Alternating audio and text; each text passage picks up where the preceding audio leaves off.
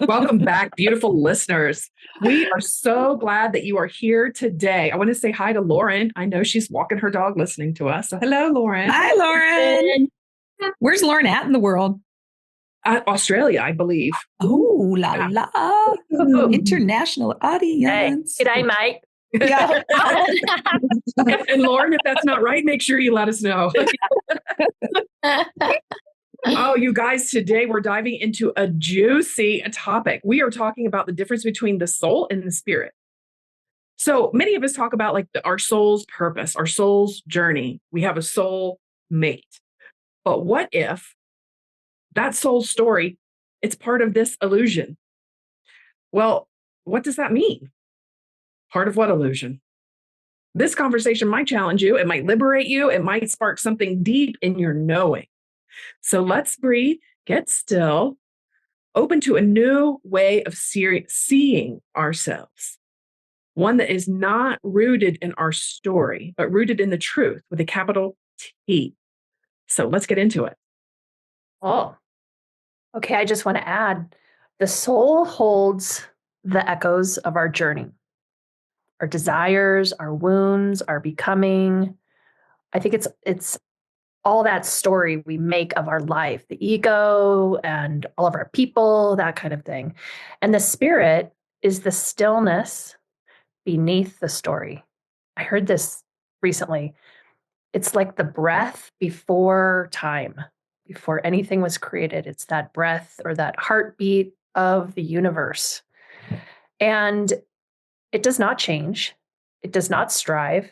It just simply is. And of course, the Miracles reminds us that only the spirit is real and everything else is just a dream or something we've mistaken for the truth. And I think we've all had that like quiet, little peaceful time where we take a big, deep breath and we almost hear nothing, almost like, you know, how it used to be when you were a kid in a swimming pool and you would, well, adult too, I guess, you just go underneath and you just couldn't really hear and you were just kind of suspended. And sometimes I think like, what if it's also that feeling that I would imagine space is? Like just this, like everything, nothing, something that's always been, something vast and deep and all around us, like could feel it really tight or you could feel it just floating out everywhere. So maybe that's spirit. Mm. What do you think? Beautiful. It is beautiful. I just keep thinking about my Southern Baptist roots. Like my soul is not going to hell. Yeah. Well, I think that's a great example. Like the soul still points to individual expression and separation from God. Mm-hmm. The spirit is more the oneness, the non-duality, that like we can't actually be separate from God. And we don't, maybe the soul will go to hell, but we're not our soul. We're spirit. Wait a minute. You think, okay, like not doing the Baptist roots thing, but do you think there really is a soul or we're just spirit? You know, that's so funny that you say that because when my sister died, I was in the room when she died. And I always said it felt like her soul left. But now when I'm really reflecting on it, it was her spirit leaving her body. Mm-hmm. I don't know why that just like popped into my head. Well, yeah. So, because I'm trying to unpack this too, like, what is the soul? What is the spirit? But yeah. It's a good question, Use Melissa. them interchangeably sometimes without really thinking through, Mm-hmm. Mm-hmm. I've always thought of them as, I've used them interchangeably most of my life, but more recently I've thought of them as separate because the soul has life experiences and the soul is individual. Soul is breath, soul is prana. It's what gives us life as a human being on earth. Mm-hmm. And then spirit is the whole of the universe. So it's two energies, but different energies. Or maybe an expression of the one. Mm-hmm. Soul is an expression. Different expressions. Mm-hmm. Mm. No How two about the people have the soul? same soul, right? No two people can have the same soul or the same experiences, even if it's reincarnated energy. No two people could have it be the same. So once I think of it that way, then I'd say they have to be two different things. They can't be one and the same. But does A Course in Miracles say something different? Does it say that that there's one spirit, but we're in a dream thinking we're different souls? Yeah. Well, interestingly enough, I looked that up to see how A Course in Miracles uses the term soul and spirit. And a quote from the Manual for Teachers, it says, the term soul is not used except in direct biblical quotations because of its highly controversial nature. Mm-hmm. And so it says that unlike the soul, the spirit doesn't have a journey. It simply is, where the soul is on this journey of whatever. But so it's very rarely used in A Course in Miracles and cautiously used. Yeah. But it's part of the ego's dream. Exactly. That's what I was thinking. And in response to your question, do you think there really is a soul? Well, that's a trick question because, according to A Course in Miracles, the answer would be no. There's also no you, there's no me, there's no this personality, there's no this body. So the way I see it is spirit with a capital S is that oneness. It's God, it's love, it's eternity, infinity, all that is. And that is us. But then a step down from that, as we enter into the world of illusion and separation, you have the soul. And in this illusory experience, I think we experience the soul as following us through our path of reincarnation. So we have one soul that follows us from life to life. And then a step down from that is whatever personality or body that we're experiencing in this life. So I kind of see it like that, but it is still, the soul is still a part of the separation, and it's not the truth of who we are or what we are. It sounds all spiritual and lofty, but it's still removed from truth. Just my opinion. Yeah, because spirit is the truth. It's life force the same, like spirit, like a tree or a plant. So they have life force, right? Because they're alive. So does that mean that that is also spirit? Everything on is some spirit. level. So, It's appearing as density.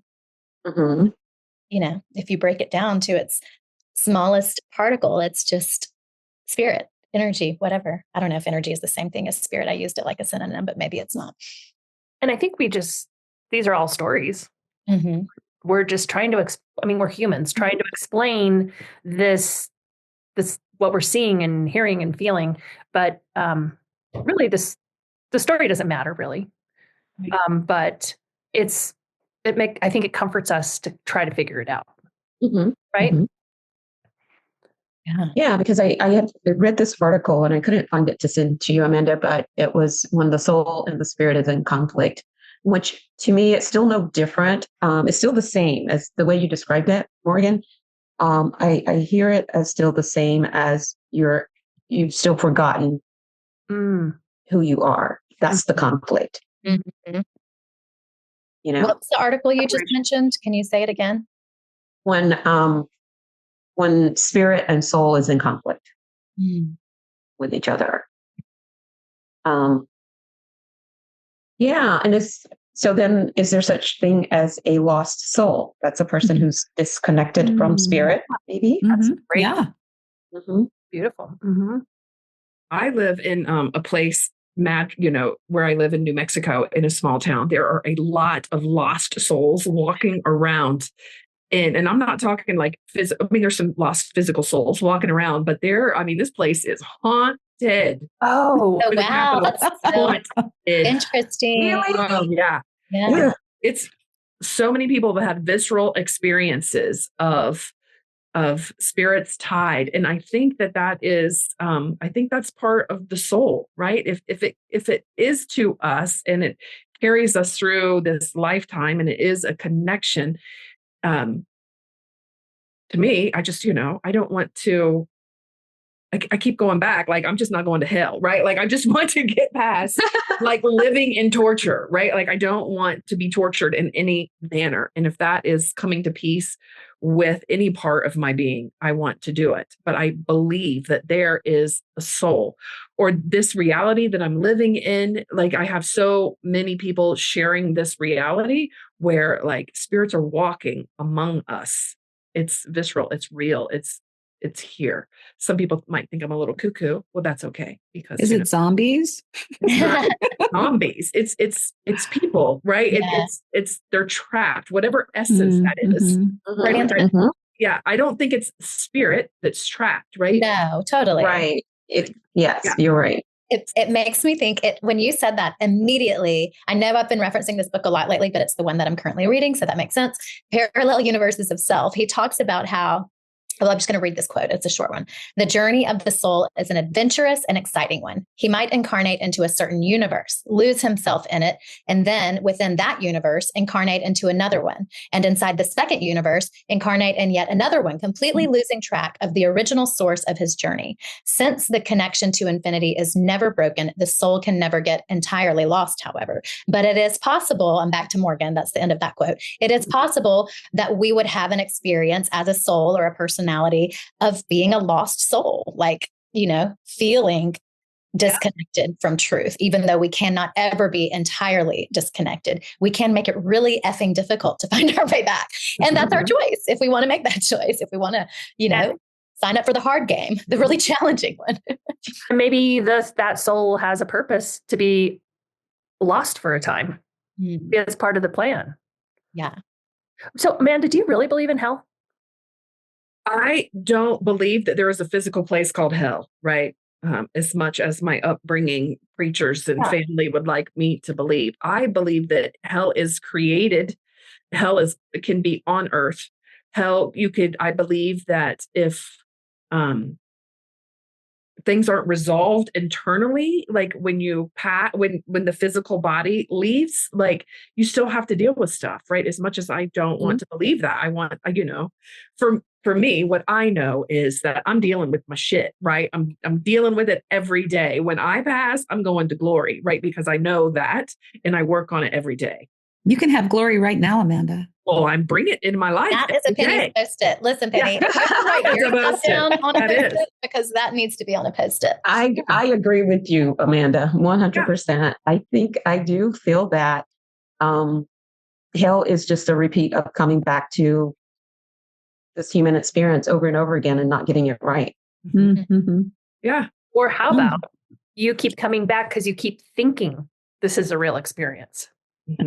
Yeah. Well, you can't think that when you're gone, though, right? Like when you die. Like, I listen to a lot of near-death experience stories. That's kind of my thing these days. I just love it because I love at least listening for the consistencies of it, right? It is. For everyone that I've listened to, they have the story of they are aware that they're no longer in their bodies and they can see their bodies, and most of them are repulsed by the life they had and they don't want to go back down there and be in that again. But there's a discussion or a wager or a choice to go back and do that, or to finish in another life doing XYZ. You can die now and never have to go back in that. But here's a look at what you can do in the next journey, right? And from all of the experiences that I've listened to, nobody has ever finished, right? Because they all had to come back and tell this near-death experience. So that's why I say, Melissa, the choice is that they know that they're not a body. When they're there, they make a conscious decision of in what form do they come back in. But the Course does teach us that all will answer the call at some point. And that is the atonement, that we all do get there. So, yeah. All will answer the call. That's beautiful. Can you say a little bit about what that means? That means that we all will reach atonement. That we all will get back to our knowing. And when the Course talks a lot about each individual, like you are the atonement or I am the atonement, that felt really heavy for me because I'm more traditional in my religious thinking, like you, Amanda, and Morgan, I know. So it to me, it was like, how am I responsible for, atonement? Like that's every soul, right? But if you think about it, like if there is no time that we're all rising together, we are all rising. We're going together. So it can't happen without me. So that's what it means. Without me, atonement doesn't happen because every soul is included. And that thought is really energizing for me, right? Like, I'm like, yes. And the reason is, because the more I clean up my vibration, right? I wasn't being funny, but I was saying it funny, right? Going to glory. But that's the reason that I really clean up my vibration every day. Say 5 years ago, if I would have told a little white lie or a blatant lie or like judged someone in my mind, it would have passed unnoticed. It would have just, right? Any things that weren't aligned. Now, if I even say like one little add-on that might not be all the way a truth, I get a little ding, right? Like ding, that's not all the way true, right? And I think that's just part of like my soul's journey is to clean it up in this lifetime. And recently I have been really pondering like letting go of hate. Like I really just, if I'm on this journey, if I'm on this journey to be a teacher, if I'm on this journey for not only, the unity of life for myself, but all of humanity, that means I can't hate, right? That means hate has no place here. That's that's why when I pass, I'm not going to have a problem because I'm going to clean it up. Like that's my job. That's my job on earth. That's this soul's journey. Beautiful. Right. Love that you're claiming that and declaring it. Yeah. Right here, right now. I'm going to claim that with you. Yay. It's been rattling around in my mind for a few months now. And this is the first time I've spoken it out loud. You know how you said you were energized, Amanda, by that? For me, it became overwhelming because everybody's got to do the work. And so many people aren't. I'm going, man, this is going to take lifetimes. That's where I went. Yeah, that's funny, right? And that's judgment, right? Yeah. That's judgment. I think it's just really a tough concept for us to really grasp while we're seeing through the filter and the lens of the human experience, because we really, only one of us has to really good point. be saved for all of us to be saved. We don't have to wait for everyone to be saved because there is no other in truth. But it's just such a really unknowable concept to the human mind, I feel like. I mean, what do they say? That's where my human mind went. Percent of our brain capacity. Who knows? Maybe if we were able to actually use 100% of our brain, we would have the mind of God. We would be fully accessing, the one mind. But that's not what we experience as humans, unfortunately, or fortunately, or whatever. Well, Amanda, I love what you said, and I love your perspective that we're talking. This is a fun talk and everything, but none of it really matters when you're just responsible for your energy and you're responsible for, cleaning up the hate, cleaning up just your side of the street, because you can't do anything for anyone else's side of the street anyway. But taking that responsibility to be the best human you can be, I think that's just the ultimate. Yeah. And that's why I don't feel pressure, right? It's exciting because all I have to do is clean up myself. Oh, that's beautiful. Yeah. And, and then when I'm around other people, to see however they're presenting is to see through that and to see their spirit, their essence. Since we're talking and about how Drusilla started it all, have compassion for them. Yeah. And practice. How do you get to Carnegie Hall? Someone just said that earlier. Practice. Yeah. Yeah. Because that's we've been on this journey together for a long time. It's not something that I just woke up and it just takes a lot of practice to clear all that out. I'm not saying that I don't. It's cool too that it doesn't, I don't get a sense that it feels hard for you. No, maybe that story is no longer operating. For myself, I feel like that's a story. It's hard to do this work. Maybe I'm projecting. No. It's for me right now. It's not hard, right? What shifted for you, Amanda? From hard to not hard. Practice. 2 years ago, 3 years ago, for the whole year, right? Integrity, right? And it started, integrity was my word. And wow, to actually start listening to my thoughts and making sure my thoughts were lining up with my words. Woo, that's a lot, right? That is. You're talking lots of prayers. And that's when I was doing that when I believe I was working at Beer Creek. So like at a brewery, a local brewery. So I was encountering lots of people on a daily basis, like, praying in the bathroom, releasing all hate. I remember. Yeah. Releasing, like I had this prayer. I don't remember what the prayer was, but it was like, clear this up throughout all dimensions of time and space. Literally, I would just go in the bathroom and I would say that. It's just repetition, repetition, repetition, repetition. Lots of prayers, lots of nighttime walks, of consciously letting that go. And that I really believe that's my soul's journey, to go back to the topic. Like I think everybody has a little different soul's journey. Like Drusilla said, that's our individual thing. You have to walk the walk, walk the talk. Yeah. That's what, yeah. Mm-hmm. And I think I listened to someone describe that, what it's called, cafe on the cliff. Have you heard the saying, cafe on the cliff? So he was saying, like, a lot of people on spiritual journey, they get caught up in being at the cafe on the cliff. So it's like, if you imagine one person goes to a cliff and they decide that they're going to jump in, head first. It's time to be all in, right? You got to give all to all. And so just before it's time for them to jump, there comes another person who walks up and they're like, "Oh, you're ready to jump?" "Yeah, I'm ready to jump." "Well, hey, can we pray first before you jump?" "Yeah, let's pray." So then they pray. And then the next person walks up. "Are you guys ready?" "Yeah, we're ready." "Well, do you mind if we meditate first?" "We all should meditate." "Yeah, that's a good idea. Let's meditate." And then the next one comes up and says, "Oh, yeah, let's get a drink of water, have a seat, and just kind of look at the stars and glaze around and before we jump." "Yes." Next person comes up. "Yeah, I think I'll have some coffee. Let's get coffee and cake and enjoy ourselves before we jump." Nice. You get it, right? So now they've created a coffee and nobody's really in it. Nobody's walking the walk. They're talking about the things they do to be spiritual and to, and it just becomes a community of, and the point too was religion. That's what happened with religion, and it's now everybody's pointing to it, but nobody's actually living it and being it.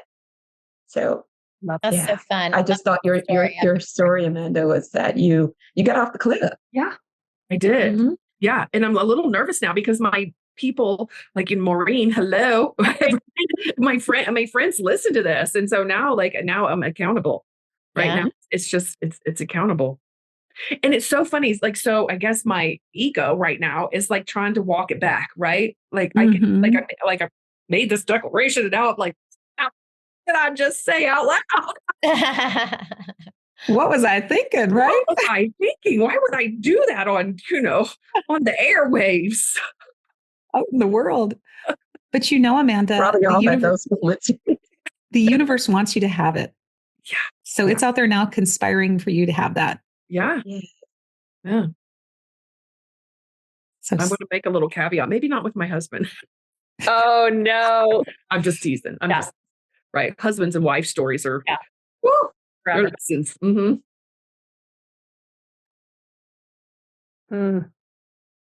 Wow. I did not know that this story about souls and spirits was going to take this turn. No, I had no idea what we were going to talk about. I was like, wow, this is big. I got nothing. Yeah. You got a lot, honey. Yes, you do. Yeah.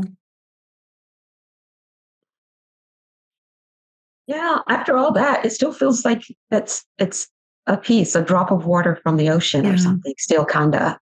Yeah, like it's just scratching the surface a little bit. Yeah. Yeah.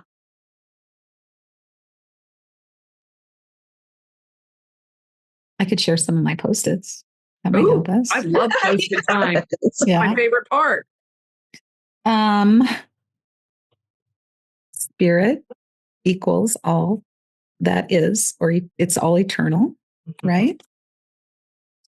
The soul is part of the separation and illusion, right? This is a great recap. This is just what you were asking for, Amanda. Yeah, it is. This is exactly what I was asking for. You can have glory now. Heaven on earth. Hallelujah.